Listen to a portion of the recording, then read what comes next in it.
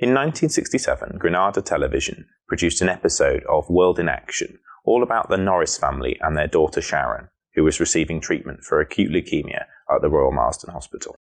After this documentary aired, Mr. and Mrs Norris, alongside another set of parents, Mr. and Mrs Brown, went on to start the Leukaemia Care Society, or as it's known today, Leukaemia Care. Leukaemia Care is a UK-wide blood cancer support charity.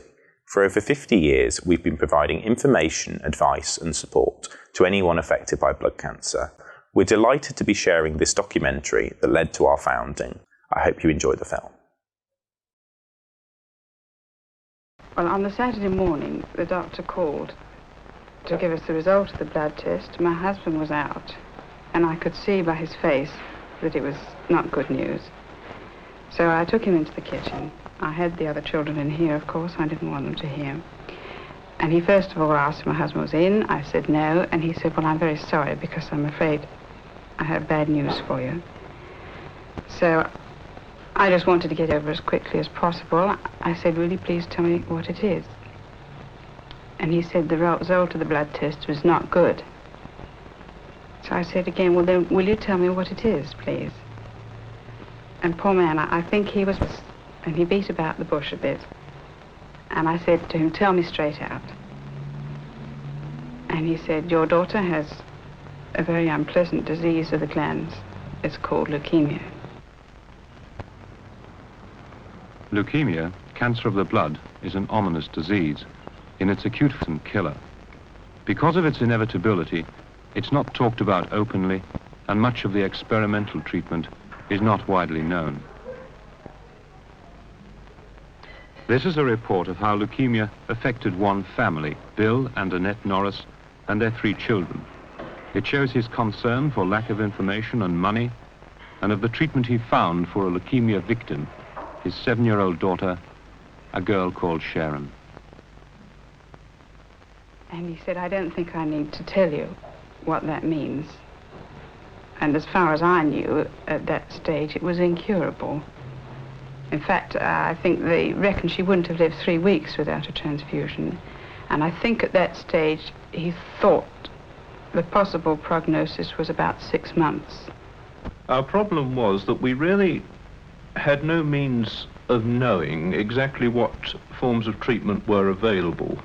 What we were offered at the time was a course of blood transfusions and steroid drugs.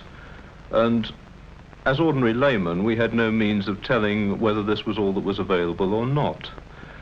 Of course, I was in a pretty deep state of shock as the diagnosis was made, and I think my sole concern at this time was to make the child's suffering as slight as possible, and I suppose to have the whole thing over as soon as possible. But after about 24 hours, I began to clear my mind a little, and I remembered that I had in fact written an article about 2 years previously on cancer research, although actually on the organizational side of cancer research. And thinking about this, I remembered that I'd come across a man who was dealing with leukemia while I was doing interviews for that article, and I was able to ring him up at home that afternoon. It was a Sunday, and he agreed to see Sharon straight away. As a result, she was later admitted to the Royal Marsden. So, in a sense, my difficulties were very small. But this was only because I was lucky enough to be in a special position to be able to get hold of the necessary information. When we first heard about it and we were told what the treatment would entail, at first we both said, no, we would rather not have her isolated from us and given unpleasant treatment which might make her unhappy and miserable. If it isn't going to do any good, we would rather have her at home with us, or at least locally, where we can make her last days as happy as possible. We were torn between losing the child in the sense that we would be completely separated from her in the hospital and that she would be taken away from the family life, and the desire to snatch at straws to seize any hope that might get her a worthwhile remission, because I knew enough about the disease even at this stage to know that progress was being made, that it wasn't absolutely hopeless, and that when a breakthrough came in cancer, leukemia was generally considered to be the place where it was likely to happen first. So there was a very real incentive for us to get her in there and maybe get her 2 more years of life, by which time a cure just might have been discovered. Sharon moved into the Royal Marsden Hospital at the end of January. The treatment is experimental. Its object is to gain a remission so the patient can return to an almost normal life for a time. The drugs used kill leukemia cells, but they also lower resistance to other infections. Because of this, the children are kept in sterile isolation. I think that it was so totally unlike any hospital I'd ever seen before. It didn't smell like a hospital. I'm very sensitive to hospital smells. I hate them. But this was entirely neutral. And once I got inside the ward itself and put on the sterile overshoes and the rest of the things that had to be done, I was impressed by the strange happiness of the ward. I had to remind myself that every one of the patients in there was probably going to die before very long. A lot of them were children. And yet the nurses were happy and cheerful, and even the kids themselves seemed to be cheerful. Okay, Julie? Would you like me to read you a story? Or are you going to tell me what you had for your breakfast first? Oh, go on. Yeah, well, you didn't tell me all of it, did you?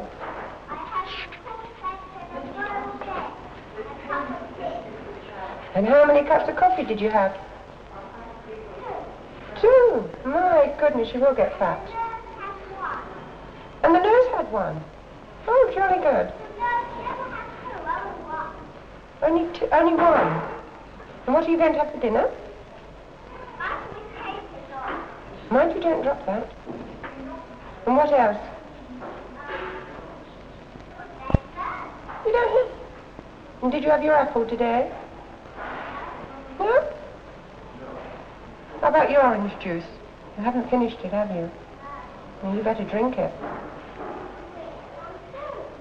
Yes, but that does you good, doesn't it?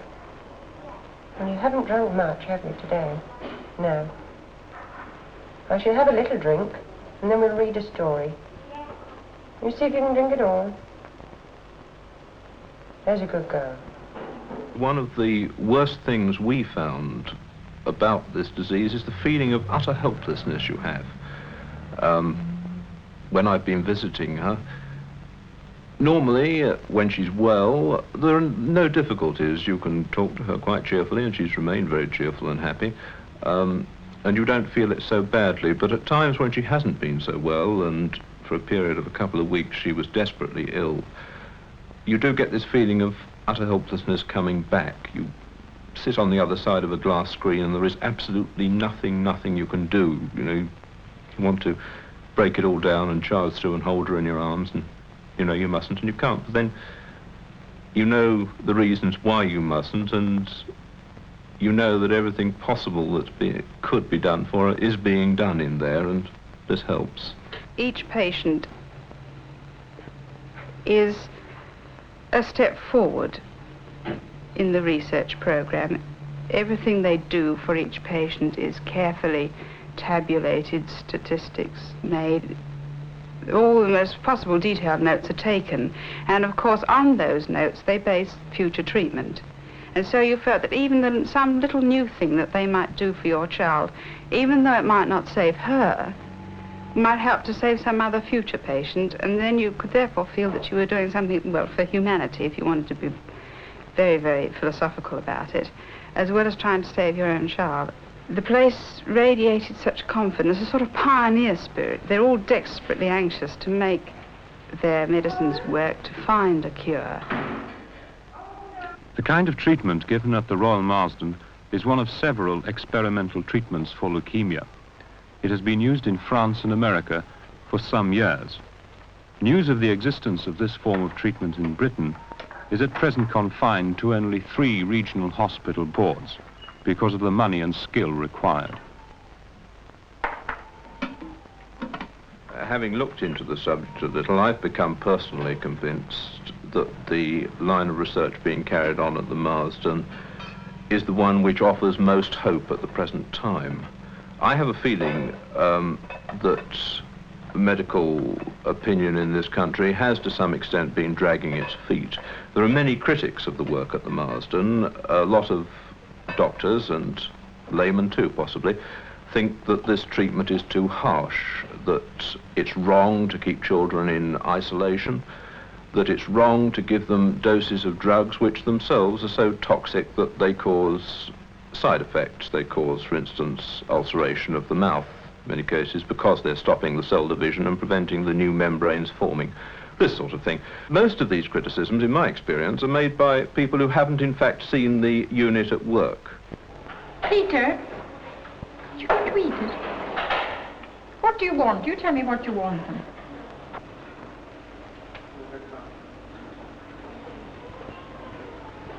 Oh, you scallywag. Oh, you scallywag. You're so spoiled. The children are happy. In my own child's case, I'd say that she's become a great deal more mature since she went in there, and this is the only noticeable psychological effect that it's had on her. The treatment is still regarded as experimental over here, and it's true, it is experimental insofar as nobody has yet found a cure for this disease. They're still searching. In many ways, their approach is, and is bound to be, empirical. They try things out as they go along, but always with the utmost regard for the patients, and always with complete consultation for the parents. Nothing is done there that we don't know about and approve. It's not really as experimental as all that. It's true that we've only had this unit in operation over here for 18 months, but in America they've been going, I think, for more than 5 years, and been getting very good results at the National Cancer Institute in Bethesda, Maryland, and in other places. And in France, as I say, they got the first remission 20 years ago, and Bernard and later Mate have been working at it ever since, and making good and steady progress. I think that medical opinion in this country was inclined to sit back for rather too long and wait and see what results came from overseas. And in many diseases, I suppose this is justifiable, although I personally would like to see Britain and the National Health Service taking a lead in this sort of thing. But in this particular disease, where the outcome is so invariably fatal, my own feeling is that experimental treatment is justified. There are 9 beds in current use at the Royal Marsden. No false hopes are raised. Because of the experimental nature of the treatment, the hospital is deliberately reticent about its work which has involved a lot of teething problems. We happened to get into conversation with the sister about the supply of blood for the hospital, and she was saying how difficult it was sometimes, in a hurry, to get hold of the sort of blood that they wanted. And so either she suggested, or my husband suggested, that we might be able to organize some kind of blood donors panel. The response was really incredible. I just mentioned this need to 1 or 2 of my colleagues in the press gallery where I was working at that time. And before I knew where I was, we had 2 or 3 dozen volunteers all trooping down to the Royal Marsden to have their blood samples taken, and they brought along their wives and their friends, and we even got the entire staff of a local police station putting their names down. I think it was really one of the most heartwarming things about the whole affair. 10 weeks after entry, Sharon had a finger infection caused by side effects and her own germ colonies. Ice was used to help her circulation, and following ward practice, her mother moved into isolation with her. I was able to cope with this because I was just concentrating on the one thing, which was to save her life, quite honestly, because I think it was touch and go for the first few days whether we were going to lose her with septicemia or leukemia. But the nurses were absolutely marvellous at this stage. I thought they were good before when I went in. The second time I was really bowled over by them. The amount of care they lavished on her, the amount of trouble and detail that they went into to watch every little point of her treatment. I can't speak too highly of them. She might have been their own child, and the inventiveness that they showed towards getting this finger better was really quite staggering. We just worked on it together, that particular nurse and I. We tried wrapping her finger in a polythene bag full of ice, and it was far too clumsy and uncomfortable for her and didn't work. It was by then time for her to go to sleep, I think, so we tried again the next day. Then I think we both came up with the same idea at the same time, that we should use rubber gloves. a larger size and a smaller size put together, and the ice packed in between them. And in this context, it became apparent to me how careful they were having to be about money there, because the nurse was faintly horrified at having to cut up 2 perfectly good pairs of sterile rubber gloves, just the light, thin things such as surgeons use, and which are disposable anyway, only used once and thrown away. Well, she was rather horrified at having to cut these up and ruin them to make ice jackets for her finger of the right size, because we had to have several goes at it. And she kept wondering if perhaps there weren't some old ones lying about somewhere outside that could be re-sterilized to be used. And I thought that was dreadful, that they should have to consider a thing like that. It costs £150 a week to keep each child in the Royal Marsden. The unit itself cost £100,000. And if the hospital is able to go ahead and build the new wing it wants to build, I'm told this will cost about £500,000, of which the hospital itself will have to find from its endowment funds something like £300,000, which is a lot of money. I think as a nation we tend to be very emotive in our response to these problems. Take Aberfan, for example. Like, I suppose, thousands of other parents, we sent money to Aberfan. It seemed the right thing to do at the time. Now, looking back on the thing rationally, I suppose there was nothing that could be done with money for those unfortunate children, and now it would appear there's an awful lot of it lying around. This is a bit galling when you come to look at a field like leukemia research, which badly needs more money for saving children rather than erecting memorials to them, but I suppose this is a national characteristic. I think you feel this very bitterly when you're deeply involved with a thing like leukemia research, where with a little more money, just perhaps something more could be done to get the cure that much more quickly. Of course, leukemia isn't alone in this respect. There must be thousands of deserving charities which could say the same thing. This just happens to be the one that I'm involved in. Julie, what is it now? That's right. What is it now, Julie? 9 o'clock, yes.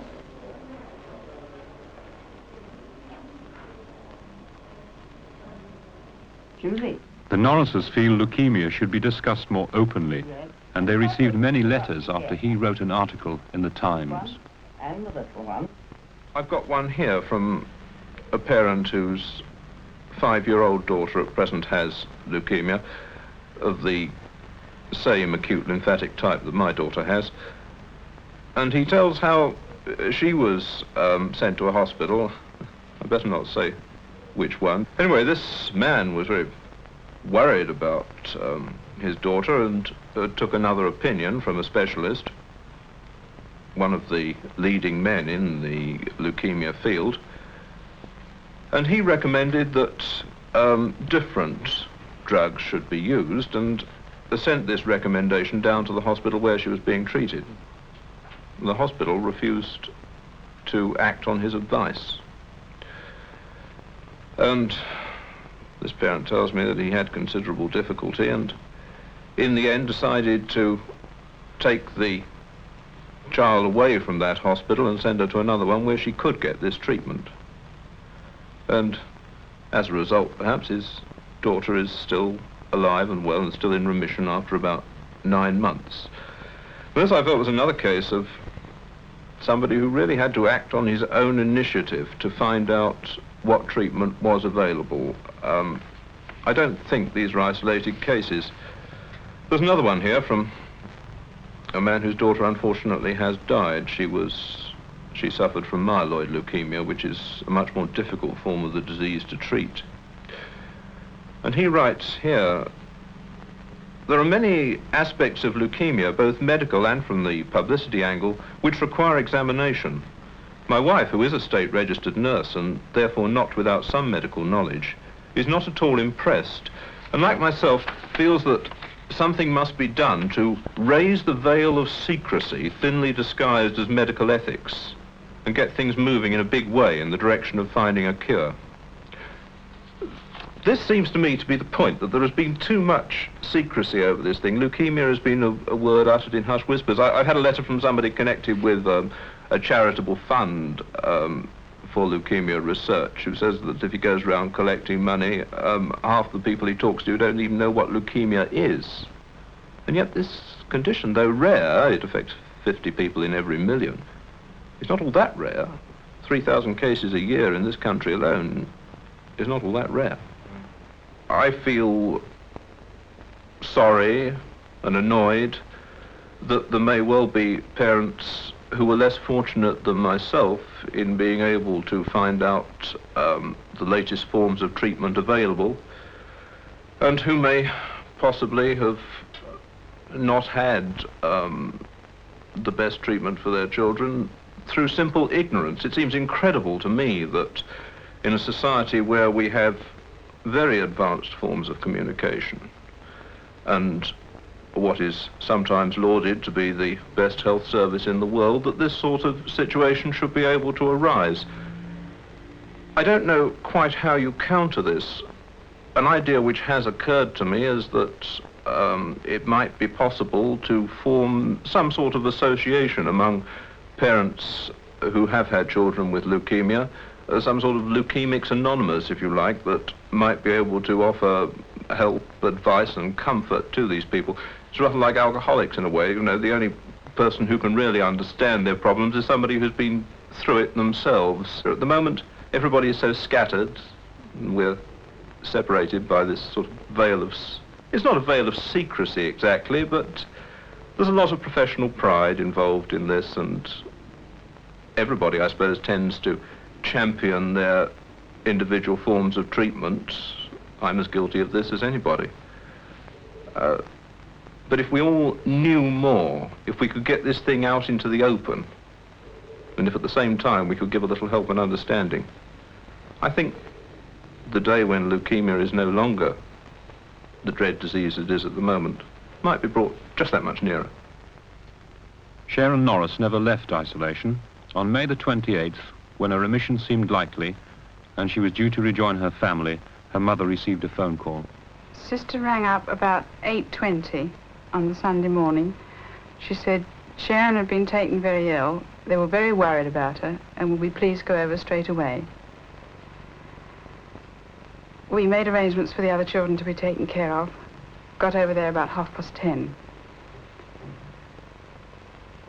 Sharon had apparently, without warning, gone into convulsions at 8 o'clock, which had lasted for half an hour. They rushed in, broken the sterile barrier, and done everything they could for her. Anyway, she was still unconscious, and we were allowed to go into her. The level of consciousness did lift a little, and she could hear, because she responded when the nurse spoke to her and asked her to move her limbs. And some of her reflexes came back, but she never saw again. And though we spoke to her, we don't know if she knew that we were there, but we hope she did. She was in no pain or fright, as far as we know. She was very well taken care of. And about midday, she became very restless, and fearing further convulsions, they had to sedate her. And after that, she gradually went into a coma and never recovered. We took turns at watching with her and helping to nurse her. And about 5 o'clock the following morning, she died. We'd had this terribly long fight for nearly 4 months to try and get her into remission. And just at the moment when it looked as if we'd succeeded, when she was in fact in a technical remission, then suddenly this happened. It was as if our feet had been pulled from under us all over again. It was a pretty awful day, I suppose, but in a way, for me, the fact that I could get in there, and it was the first time that I'd been close to her or touched her in all that time, the fact that I felt as if I was doing something, even though I couldn't really do anything to help her even then, it made it easier for me. It hasn't in any way lessened the way in which I feel, or altered the way in which I feel about the disease itself, or the way in which it's tackled. It hasn't in any way lessened my determination to do what I can to see that these things are altered. I'm rather surprised about that, but I'm very glad. I did at one time, knowing what the end result was likely to be, I was rather afraid that once our particular problem had gone, we'd cease to care quite so much about the others. This hasn't happened. I think we feel as strongly about it as we did before. More, if anything, we feel somehow if we could do something for other people in the same predicament, it somehow justifies her whole life and death. Through all the knowledge they've acquired by examining her case, and by the very publicity it's been given, some other child, somewhere, someplace, maybe not even in this country, will live where our child died. And if that comes about, and I pray that it will, then in some odd, illogical way, the whole thing will have been somehow worthwhile. There are several ways of treating acute leukemia. This program was not intended to advocate any one treatment or to indicate that it is more deserving of attention than others.